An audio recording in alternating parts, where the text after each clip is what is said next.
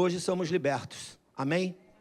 Por causa de um sacrifício que lembra a Páscoa, que foi Jesus morrer na cruz por mim e por você. Que coisa gloriosa, né? Deixa eu te falar uma coisa que é percepção minha, não sei se é sua, mas é minha. O que nós vamos falar hoje, e o que nós estamos celebrando hoje, simbolicamente nesse domingo, que chamamos Domingo de Páscoa, eu acredito que foi o maior evento da história da humanidade. Qual evento aí que você acha que foi grandioso na história da humanidade? Para mim, esse foi o maior evento na história da humanidade. Todos creem? Amém. Mas nem todos conseguem crer, como eu e você, que esse foi o maior evento que aconteceu na história da humanidade. Tudo que nós somos hoje foi por causa deste evento. Foi por causa de um evento que não é fácil e nunca vai ser fácil você digerir, porque fala de morte. E toda vez que se fala de morte, a gente fica meio que assim, como diz aí no ditado, com o pezinho atrás, né? Porque morte não. É melhor vida. Mas se nós tivéssemos o futuro, nós não ficaríamos nem um pouco temerosos, porque a morte trouxe vida. Amém? Deixa eu introduzir aqui para você a mensagem, dentro dessa breve introdução. E eu quero ler para você uma mensagem que a minha esposa, a pastora Marise, mandou para as mulheres nesses dias. Acho que foi na sexta-feira. E eu falei para ela, vou tomar liberdade de falar para a igreja essa mensagem, que eu gostei muito, eu achei muito relevante, que tem tudo a ver com o que nós estamos vivendo hoje. Então a mensagem é assim: chegamos à Páscoa. Aí ela botou aqui assim, uau. Eu colocaria Ela botou uau. Eu falaria né? Mas vamos lá, uau. Chegou a Páscoa. Amém? O tempo está passando rapidamente, sim ou não? Tá. Esse ou deveria ser um tempo de reflexão para todos nós. A Páscoa aponta para Jesus. Ele é o nosso Cordeiro Pascal. Jesus Cristo morreu pelos nossos pecados. Cristo ressuscitou para a nossa justificação. Cristo voltará para a nossa glorificação. O nosso lar não é aqui onde vivemos hoje, onde corremos para construir, edificar tantas coisas. Isso não significa que não devamos construir, não é isso. Mas o nosso lar é o céu. A nossa alegria completa e satisfação estarão lá, onde não haverá choro, tristezas, perdas ou dor. Precisamos viver pelas motivações certas. Por isso, não cave, entre aspas, túmulos. Não cave ou cultive mágoas, ressentimentos, mentiras e dores, porque a vida é passageira e o nosso lar é o céu. Ao lado do nosso Deus Pai, Deus Filho e Deus Espírito Santo. A morte foi vencida. O túmulo está vazio. Jesus vive. Lucas 24, 5, a parte B do verso 5 e o verso 6 diz: por que buscais entre os mortos ao que vive? Ele não está aqui, mas ressuscitou. Aleluia, Jesus vive. Deus abençoe você e sua família nesses dias, amém? Glória a Deus. Abra comigo sua Bíblia em Lucas capítulo 23. Lucas capítulo 23. E aí, quando eu vi que nós preparamos com o maior carinho, quando eu digo nós, porque toda a igreja se envolve, né? Algumas pessoas diretamente se envolveram em preparar 3 vídeos, onde esses 3 vídeos falam de pilares. E aí vamos relembrar o pilar do sacrifício, o pilar da salvação e o pilar da ressurreição. Por isso eu dei o nome dessa mensagem: os pilares da Páscoa. E aí eu achei interessante, eu preparei a mensagem mais ou menos dentro disso: o sacrifício, a salvação e a ressurreição, ok? E E o texto que eu quero ler, ele embasa tudo isso. Esses 3 momentos que nós podemos viver hoje, ver hoje, sentir hoje, usufruir disso, mas que foi lá no passado. E vou te falar uma coisa, foi para pessoas que não tinham noção do que iriam acontecer. Era somente pela fé. Era somente pela fé. Você vive pela fé? Sabe por que eu e você temos que viver pela fé? Porque nós estamos debaixo de uma promessa. Mas quem é o dono do tempo é o Senhor. O futuro pertence a Ele. Eu estou agarrado nas promessas, mas eu estou agarrado nas promessas porque eu creio. Esse povo também. E de repente aconteceu o que eles ouviram falar, mas não queria que acontecesse, porque traria muita dor. Começa aqui no verso 26, diz assim: enquanto o levavam, agarraram Simão de Cirene, que estava chegando ao campo, e lhe colocaram a cruz às costas, fazendo carregá-la atrás de Jesus. Um grande número de pessoas o seguia, inclusive mulheres que lamentavam e choravam por ele. Jesus voltou-se e disse-lhes: filhas de Jerusalém, não chorem por mim, chorem por vocês mesmas e por seus filhos. Pois chegará a hora em que vocês dirão: felizes as estéreis, os ventres que nunca geraram e os seios que nunca amamentaram. Então dirão as montanhas: caiam sobre nós, e as colinas cubram-nos. Pois se fazem isto com a árvore verde, o que acontecerá quando ela estiver seca?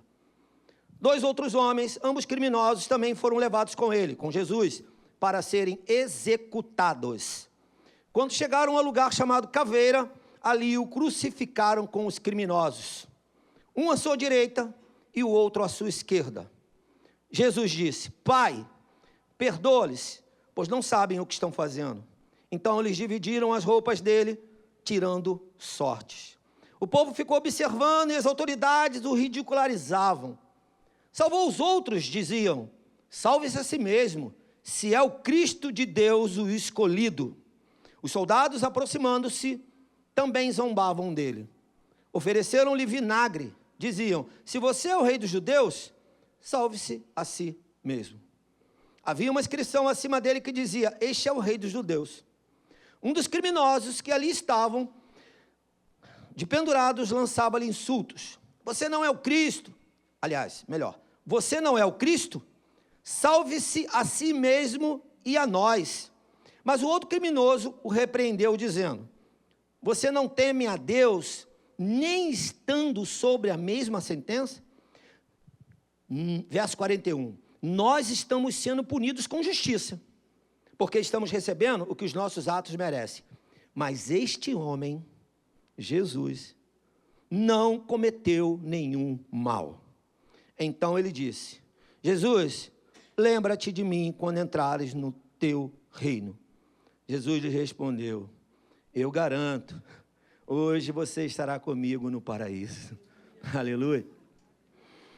Na transição entre morte e vida, esse foi o que foi salvo. Foi o que encontrou com a salvação. E eu e você encontramos com a salvação após a morte de Jesus e sua ressurreição. Amém? Interessante que aqui Jesus estava mostrando claramente para aquele homem: eu estou morrendo por você. Eu estou indo por você. Ele deixou claro para aquele homem, como deixa para mim e para você hoje. O texto continua, e aqui foi a crucificação. No verso 44, já era quase meio-dia e trevas cobriam toda a terra até as 3 horas da tarde. O sol deixara de brilhar e o véu do santuário rasgou-se ao meio. Jesus bradou em alta voz: Pai, nas tuas mãos entrego o meu espírito. Você pode dar um glória a Deus por isso? Você entende por que a gente precisa dar um glória a Deus por isso? Porque quando Jesus falou essa frase, de forma corajosa, ousada, intrépida, ele falou: Pai, nas tuas mãos entrego o meu espírito. Nesse momento, começa a nossa maior esperança de que nós teremos vida. Claro que nós sabemos disso agora. Tendo dito isso, expirou. O centurião, vendo o que havia acontecido, louvou a Deus. Mais um aqui foi encontrado com a glória do Senhor. Mais um. Dizendo: certamente este homem era justo. E ele estava certo mesmo. E todo o povo se havia juntado para presenciar o que estava acontecendo. Ao ver isso, começou a bater no peito e afastar-se. Mas todos os que conheciam, inclusive as mulheres que o conheciam, inclusive as mulheres que o haviam seguido desde a Galiléia, ficaram de longe, observando essas coisas. Sepultamento de Jesus, havia um homem chamado José, membro do conselho, homem bom e justo, que não tinha consentido na decisão e no procedimento dos outros. Ele era da cidade de Arimateia, na Judéia, e esperava o quê? O reino de Deus. E ele estava encontrando com o reino de Deus exatamente naquele momento. Dirigindo-se a Pilatos, pediu o corpo de Jesus. Então, desceu, envolveu-o num lençol de linho e o colocou num sepulcro cavado na rocha, no qual ninguém ainda fora colocado. Para Jesus, tudo é o primeiro. Tudo precisa ser o primeiro para Jesus. Amém? Inclusive a cova dele foi a primeira. Foi única. Não podia ter sido para outro, era só para ele. Porque ele ia vencer mesmo aquela morte. Amém? Onde eu parei, me ajudem aí. 54? Tá. Era o dia da preparação e estava para começar o sábado. As mulheres que haviam acompanhado Jesus desde a Galiléia seguiram José e viram um sepulcro e como o corpo de Jesus fora colocado nele. Em seguida, foram para casa e prepararam perfumes e especiarias aromáticas e descansaram no sábado em obediência ao mandamento. Tão interessante, né? Então, deduz que foi numa sexta-feira que Jesus foi morto. No sábado, não poderia chegar perto de ninguém que tivesse morrido. Foi necessário que somente no terceiro dia ele ressuscitasse e eles pudessem ver a morte sendo vencida. Amém? A palavra precisa se cumprir. A promessa ela precisa se cumprir. Eu preciso estar atento, porque ela não erra. Jesus não erra. A promessa vai se cumprir. Eu preciso estar atento à promessa bíblica. Não muda nenhuma vírgula daquilo que Jesus falou. Ele vai fazer exatamente aquilo que ele falou na sua vida e na minha vida. Na vida da igreja, ele vai fazer exatamente aquilo. Amém? Então eu preciso estar atento. Eu não posso antecipar nenhum dia e nem prorrogar nenhum dia. Não posso. Tem que ser no dia do Senhor. No dia dele, as coisas se cumprirão. Em nome de Jesus.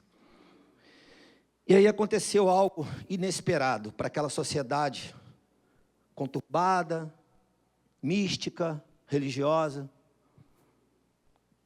Verso 24, capítulo 24. No primeiro dia da semana, verso 1. De manhã, bem cedo, as mulheres levaram ao sepulcro as especiarias aromáticas que haviam preparado. Encontraram removida a pedra do sepulcro. Mas quando entraram, não encontraram o corpo do Senhor Jesus. E aí ficaram perplexas, sem saber o que fazer. De repente, 2 homens com roupas que brilhavam como a luz do sol, colocaram-se ao lado delas. Amedrontadas, as mulheres baixaram o rosto para o chão, e os homens lhes disseram: por que vocês estão procurando entre os mortos aquele que vive? Coisa linda. Ele não está aqui, ele ressuscitou. Ele venceu a morte. Ele venceu o pecado. Lembra que o soldado falou? Nós fomos injustos, mas ele é justo. Os soldados não ressuscitaram, mas o justo ressuscitou. Glória a Deus. Ele não está aqui, ele ressuscitou. Lembre-se do que ele disse quando ainda estava com vocês na Galiléia. É necessário que o Filho do Homem seja entregue nas mãos de homens pecadores, seja crucificado e ressuscite no terceiro dia. Então se lembraram das palavras de Jesus. Quando voltaram do sepulcro, elas contaram todas as coisas aos 11 e a todos os outros. As que contaram estas coisas aos apóstolos foram Maria Madalena, Joana e Maria, mãe de Tiago, e as outras que estavam com elas. Mas eles não acreditaram nas mulheres. As palavras delas lhes pareciam loucura. Pedro, todavia, levantou-se e correu ao sepulcro. Abaixando-se, viu as faixas de linho e nada mais, ou mais nada. Afastou-se e voltou admirado, ou perplexo, ou assustado, ou assim, sem palavras, diante daquilo que ele tinha ouvido, e que pouco creram, mas que agora os olhos estavam vendo. Jesus tinha ressuscitado mesmo, amém? E tinha vencido a morte mesmo, e agora ele estava vivo, e provavelmente eles começaram uma busca incessante para saber onde estava Jesus. Tão interessante que Jesus caminhou no meio de dois, onde eles não conseguiram enxergar. Aqui fica um alerta para nós, porque a gente precisa estar muito atento. A nossa fé, ela é uma fé que a gente não toca nela. A gente não tem controle sobre ela. E por não ter controle, fica mais difícil eu continuar crendo. Então, fica aqui um alerta para mim e para você. Eu preciso crer que Jesus é Senhor. Eu preciso crer que Ele, de fato, ressuscitou e que Ele vive. Eu preciso crer que Ele pagou um preço. Ele sacrificou. Ele nos salvou. E Ele nos reconciliou com Ele. Através de um resgate, através de uma restituição. Estávamos perdidos, estávamos sem destino, sem rumo. Eu preciso crer. E eu não posso deixar que amanhã alguma coisa seja maior do que a minha fé. Eu vou deixar de estar na igreja, eu vou deixar de fazer, eu vou deixar de orar, eu vou deixar de ler a Bíblia. Pode ser que não, mas pode ser que diante de adversidades, você seja provado na sua fé. E aí você de repente fique abalado. Porque será que de fato aconteceu e será que eu vou morar no céu mesmo? Será que tem um céu preparado para mim? Porque veja bem, esses homens aqui, como Pedro, que não creu junto com os outros no que as mulheres falaram e elas viram que ele não estava mais lá, eles precisaram ver depois de que Jesus realmente ressuscitou, mas eles ouviram um dia de que Jesus ia morrer, ia ser entregue para o arrependimento de pecados. Não foi verdade isso? Só que a gente às vezes não consegue acreditar naquilo que está dito, naquilo que está escrito, e aí a gente quer fazer de uma outra forma, e aí nós somos pegos tentando antecipar o tempo ou prorrogar o tempo, quando na verdade o Senhor é o dono do tempo, e no tempo certo Ele virá com as providências necessárias para mim e para a sua vida. Você crê nisso? Então, peça todos os dias ao Senhor: Senhor, me livra de ser roubado da minha fé, me livra disso, eu não quero o ladrão da minha fé, eu não quero, eu abro mão do ladrão da minha fé. E nós sabemos o que rouba a nossa fé, nós sabemos, eu e você sabemos. Eu costumo dizer que dor só sente quem está sentindo. O outro que vem, eu estou sentindo a sua dor, não está não, esquece. Você está junto com ele, você está ali chorando com ele, você está sofrendo com ele, mas sentindo a dor dele não, ninguém sente dor do outro. Não tem uma transferência de dor não tem. Então eu fico imaginando que a dor que esses homens sentiram é a dor que nós podemos sentir hoje, diante dos anúncios, diante das propagandas, diante das coisas que são faladas. Eu posso pensar: será que ele ressuscitou mesmo? Será que ele ressuscitou? Será que ele venceu a morte? Será que aquele túmulo estava vazio? Então, 3 coisas aqui que a gente precisa desenvolver e, rapidamente, eu quero lembrar a você, inclusive fazer um paralelo com que os nossos irmãos, de uma forma voluntária e generosa, ministraram aos nossos corações através dessas 3 mensagens. A mensagem do sacrifício, a mensagem da salvação e a mensagem da ressurreição. E sacrifício foi o momento da crucificação, o momento ao qual ele estava indo e sabia que tinha que ir e não abriu mão de ir. E aí eu escrevi algumas coisas aqui. Sacrificar é abrir mão do que eu sei, do que é seu, em detrimento do outro. Abrir mão, sacrifício é abrir mão do que é seu, ou do que é meu, em detrimento do outro. Você entendeu? Jesus, quando estava indo para a cruz, ele estava sacrificando a vida dele, por causa de mim e de você. Nós nem sabíamos disso. Provavelmente, na cabecinha de Pedro ali, que foi um homem extremamente relevante no ministério de Jesus e fez a diferença durante e depois, provavelmente ele deve ter pensado: será que ele ressuscitou mesmo? Porque é difícil diante de uma religiosidade tão intensa, de uma cultura tão intensa, não tem como morto ressuscitar. Para o povo judeu, então, seria quase que impossível. Na verdade, não seria quase que impossível, seria impossível alguém ressuscitar. Por isso, foi dessa forma, porque precisava confundir os religiosos e aqueles que criam na lei muito mais do que no Messias, que vinha para salvar e para resgatar o povo, e para nos libertar de um cativeiro espiritual e não mais de um cativeiro natural. Então imagina eu e você, como que nós ficamos diante das propostas e das promessas, como que nós agimos diante disso. Precisamos crer, porque somos envolvidos com tantas coisas, não é verdade? E às vezes não queremos sacrificar. Eu escrevi mais aqui, fale comigo assim: o Evangelho é renúncia. Amém? Então você percebe que Jesus, ele abriu mão dos seus próprios interesses, das suas vontades por mim e por você. E às vezes nós ficamos tão interessados em coisas e dominamos as coisas por interesses nossos. Né? Desculpe o que eu vou falar, mas às vezes nós, seres humanos naturais dessa terra, mas detentores de uma promessa que vai nos levar para o céu, nós ficamos às vezes egoístas, por causa dos nossos interesses, e todos nós temos interesses. Agora precisamos estar atentos, porque às vezes tem interesses que não são bons para nós.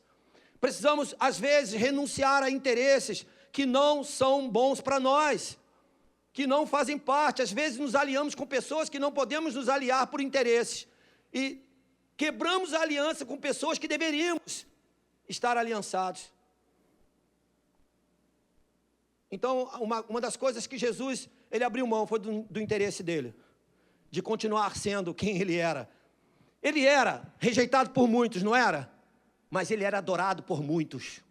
Ele podia querer continuar na terra até os 60 anos, ou os 65 já, para ter o direito a transporte público, né? E de graça. Subir para Jerusalém de graça, né? Pegar o metrô lá, o trem, a barca, o avião, tudo de graça.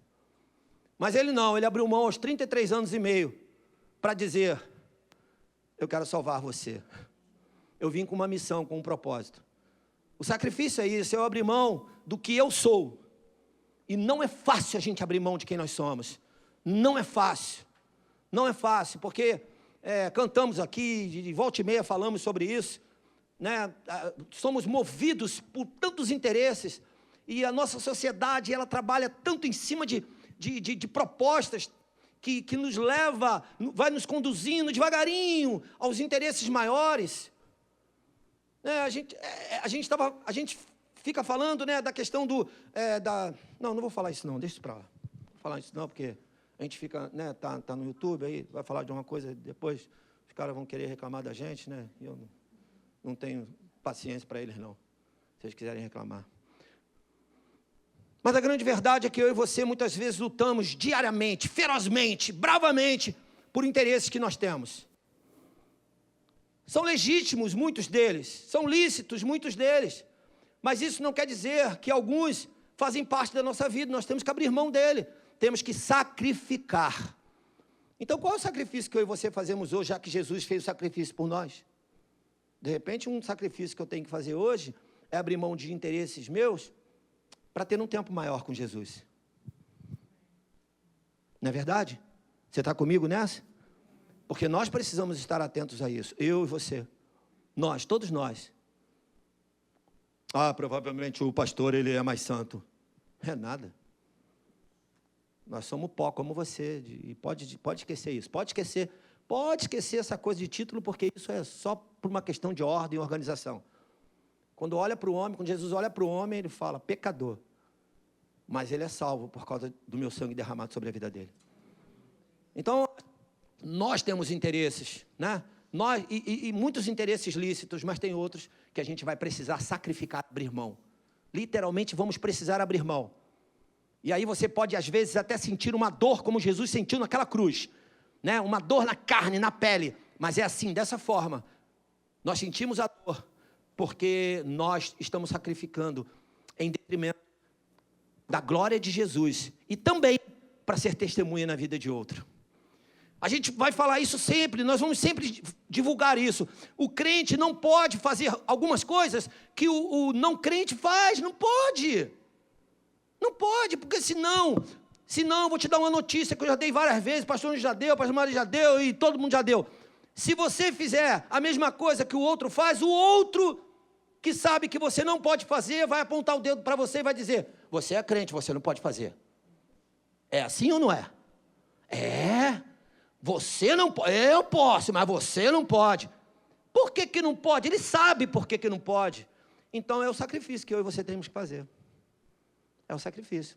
Você gosta de uma coisinha? Você gosta de uma coisinha? Sabe aquela coisinha que você gosta? Que de repente você ainda não conseguiu ficar liberto totalmente? Tu vai ter que sacrificar, querido. Vai ter que sacrificar. Um dia o sujeito falou para mim, eu gosto tanto de uma bebidinha, de uma cervejinha, eu gosto tanto, mas eu sou crente. Como é que eu faço? Jejua todo dia. Sacrifica todo dia da cervejinha, que você não vai tomar mais cerveja. Todo dia, até quando? Até Jesus voltar. Que você não vai precisar mais ser uma testemunha ruim no meio de uma geração que está buscando o seu Redentor. Você sabia que a sociedade que nós dizemos que é não crente, que é ímpio, que é isso, que é do mundo, eles estão desesperados buscando o Redentor? Eles estão querendo, sabe o quê? A salvação. É o que eles estão querendo. É como nós estávamos.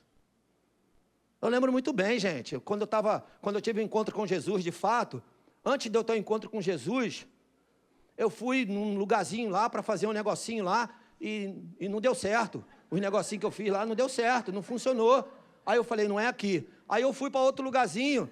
Eu lembro que eu sentava na porta, no último banco de uma igreja no centro da cidade, na Uruguaiana, quando eu chegava às 7h pouca da manhã no trabalho, eu sentava lá e falava, Senhor, me abençoa, Senhor, abençoa esse dia, Senhor. Cheio de imagem lá, e eu, Senhor, não sei o quê. Eu falei, Senhor, me ajuda, me salva, não sei o quê, eu vou trabalhar agora. Aí ia trabalhar. Até que um dia eu cansei daquilo também. Até que um dia eu encontrei com Jesus. Na verdade, meu desejo era encontrar com Jesus. Deve ter sido o seu também. E é o dessa sociedade que nós dizemos que está perdida. Não, elas estão buscando Jesus. Jesus não sacrificou por merecimento, e sim por amor. É o amor que me faz abrir mão dos meus interesses. Amém? Eu sei, queridos, eu sei. Eu sei que quero aprender um pouco mais de que não é fácil, muitas vezes, expressar o verdadeiro amor, o amor de Jesus, o amor sem mancha, o amor sem preconceito, o amor sem interesses, sabe, o amor que você não coloca, condições, que a gente fala muito amor incondicional, né? Eu sei que é difícil a gente encontrar com esse genuíno amor, mas sabe como é que nós conseguimos melhorar? É não abrindo mão de Jesus. Porque Jesus é amor. Se Ele é amor, Ele é o verdadeiro amor, eu não posso abrir mão dEle. Enquanto eu estou com Ele, eu estou sendo treinado nesse amor maior e melhor. Eu estou sendo treinado. Costumo dizer que Jesus, no dia que Ele chegou lá no pátio do templo, Ele saiu, quebrando tudo, jogando tudo para o alto. Eu fico imaginando Jesus jogando tudo para o alto, quebrando tudo. Fico imaginando Jesus que amava tanto, que era firme, que era mas quebrando. Não, Ele simplesmente, Ele estava fazendo aquilo por amor ao Pai, por amor ao reino e por amor àquelas pessoas que estavam sendo enganadas. Amém? Ele nunca foi violento. Ao contrário do que nós chamamos de amor. Não, Jesus nunca foi. Por isso nós podemos tê-lo como exemplo maior de amor. O maior sacrifício é quando nós conseguimos amar alguém. E às vezes até mais do que a gente mesmo. Ok? Amar alguém, às vezes até mais do que a gente mesmo. E aí, se a gente ama alguém mais do que a gente tem que abrir mão de interesses nossos. E aí temos que sacrificar. O segundo ponto, fale comigo, é a salvação. E nós lemos a morte e sepultamento. Morte e sepultamento. Ele foi morto na cruz. E na cruz ele Sendo morto, sendo crucificado, ele salvou vidas. Sendo sepultado, sendo crucificado, pessoas ficaram admiradas e perplexas com quem ele era de fato. Se enganaram, mas já não dava mais tempo. Se enganaram, mas não dava mais tempo. A morte do justo, fale comigo, aponta para a vida. Amém? O segredo ali, ele foi revelado quando Jesus expirou. E aí, coisas aconteceram. O véu se rasgou. Os céus bradaram. Pessoas ficaram abismadas e falaram: ele realmente é o justo. Ele realmente é o Messias. Ele realmente é o Senhor. E se cumpriu o que ele dizia. E naquele momento, algo aconteceu que eu admiro muito em Jesus. Ele morreu para cumprir um propósito. A Bíblia em Lucas capítulo 24, verso 47, capítulo 24, verso 47, foi esse texto que eu anotei aqui, diz assim: disse-lhe, foi isso que eu falei enquanto estava com vocês, era necessário que se cumprisse tudo o que a meu respeito está escrito na lei de Moisés, nos profetas e nos salmos. Então lhes abriu o entendimento para que pudesse compreender as escrituras, e lhes disse: está escrito que o Cristo haveria de sofrer e ressuscitar dos mortos no terceiro dia, e que em seu nome seria pregado o arrependimento para perdão de pecados a todas as nações, começando por Jerusalém. Amém? Quando ele estava ali na cruz, entregando a vida dele, expirando, e dizendo: a ti entrego o meu espírito, e ele morre, ali começa a salvação, ali começa a vida, porque se ele não morre, não tem vida, se ele não morre, não tem salvação. Você imagina uma coisa dessa? Hoje fica mais fácil para eu e você imaginar, mas imagina naquele tempo, aquelas pessoas que amavam Jesus, olhando Jesus morrer, eles iriam entender que ele estava morrendo para trazer vida. Por isso que eu e você não podemos de forma nenhuma negligenciar a pessoa de Jesus, em hipótese alguma, nem em detrimento das minhas causas, dos meus interesses, ou dos meus achismos, ou das minhas crises. Não podemos. Se um dia você disser: Senhor, tu me abandonou, queridos, corre imediatamente para o joelho e peça perdão, porque Jesus nunca nos abandona. Ele nunca. Como é que alguém que vai para a cruz entregar a vida por mim e por você vai me abandonar? Não vai nunca. Ele sacrificou por mim, ele nunca vai me abandonar. Então ele não está longe das tuas causas, ele está mais perto do que você imagina. Amém? Ele cura muito mais do que você imagina. Ele salva muito mais do que eu e você imaginamos. Ele trata muito mais com o nosso coração do que a gente acha que está tratando. Ele é muito mais Senhor do que nós achamos que Ele é. Será que realmente Ele está preparando o lugar? Está sim. Porque Ele é fiel, Ele é justo. E Ele está preparando sim um lugar para aquele que se rende à sua presença. E aí, uma das coisas que me chama muita atenção, quando acontece esse evento, e que ele morre, e que aponta para a salvação por causa de uma vida, é a restituição. Você lembra que estávamos mortos? Nós éramos de Deus, o pecado nos afastou dele, e o que a morte de Jesus e sua vida faz? Nos resgata para ele de volta. Fale comigo, restituição. Jesus é especialista nisso, em restituir. Você crê em restituição? Porque se você não crê, você precisa começar a crer, porque a maior restituição que ele fez foi nos dar a vida de novo. Estávamos mortos no pecado e ele nos restituiu a vida. Ele nos deu a vida novamente. Mortos não estamos mais, porque Ele morreu por mim e por você. E a terceira coisa é a ressurreição. E aí, vamos só lembrar a nível de texto bíblico. No primeiro dia da semana, de manhã bem cedo, as mulheres levaram ao sepulcro as especiarias aromáticas e haviam preparado e encontraram removida a pedra do sepulcro. Mas quando entraram, não encontraram o corpo do Senhor Jesus. Ficaram perplexas sem saber o que fazer. De repente, 2 homens com roupas que brilhavam como a luz do sol colocaram-se ao lado delas. Amedrontadas, as mulheres baixaram o rosto para o chão e os homens lhes disseram: por que vocês estão procurando entre os mortos aquele que vive? Ele não está aqui. Ressuscitou. Isso precisa ser para a gente. Isso não precisa ser um escândalo para nós. Isso não precisa ser um momento desesperador para nós. Isso precisa ser um momento de alívio para mim e para você. Porque Ele está vivo. Ele ressuscitou. Ele ressurgiu dos mortos para a vida em meio a muita religiosidade e misticismo. Jesus, Ele levantou dos mortos. Ele deixou um sepulcro vazio que foi feito só para Ele. Sabe para quê? Para confundir os místicos, para confundir os religiosos, para confundir os letrados que se achavam maior do que o Messias, para confundir aqueles que o rejeitaram. Ele quebrou paradigmas naquele momento, ressurgindo dos mortos. Porque não podia ressurgir dos mortos. Só quem tinha muito poder, e Ele era poderoso para isso. E mais do que poderoso, Ele tinha um propósito. Mais do que propósito, Ele foi entregue para isso. O Pai entregou a Ele para isso. Para morrer por mim e por você. Então a coisa não é de qualquer maneira, não é por acaso. Não foi feito só para ficar num livro de história, não. E aí, após isso, quando Ele ressuscita, Ele nos deu a esperança de uma mudança de vida. Amém? Quando Ele ressuscita, Ele nos deu uma nova vida.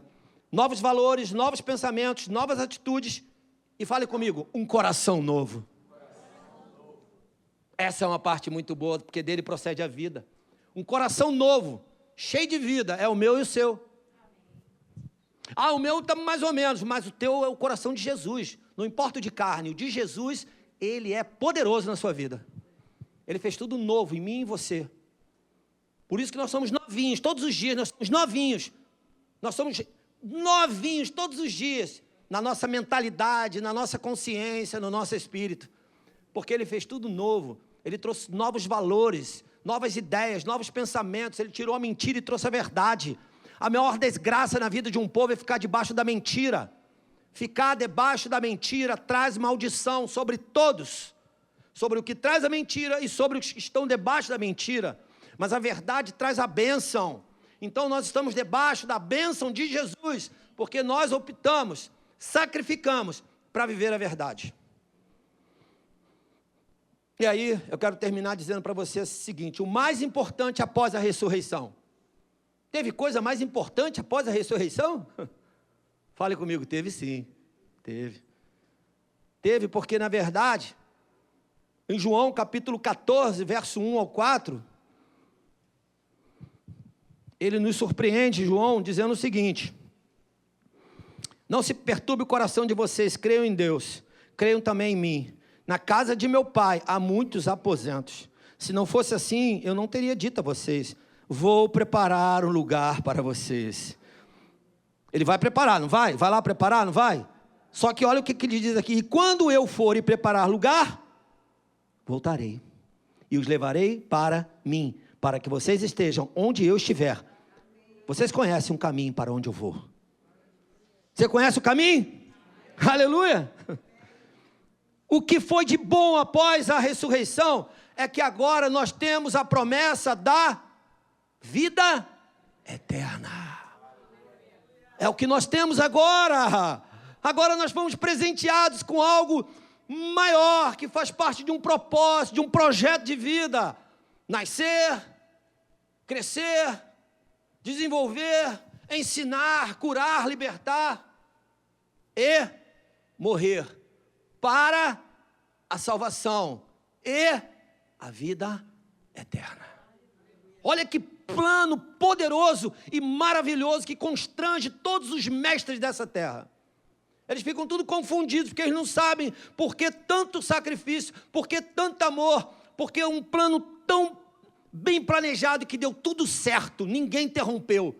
Ninguém pôde interromper o plano de Jesus nessa terra. Ninguém. Até os mais poderosos queriam um libertar e o outro não. Um liberta e outro não.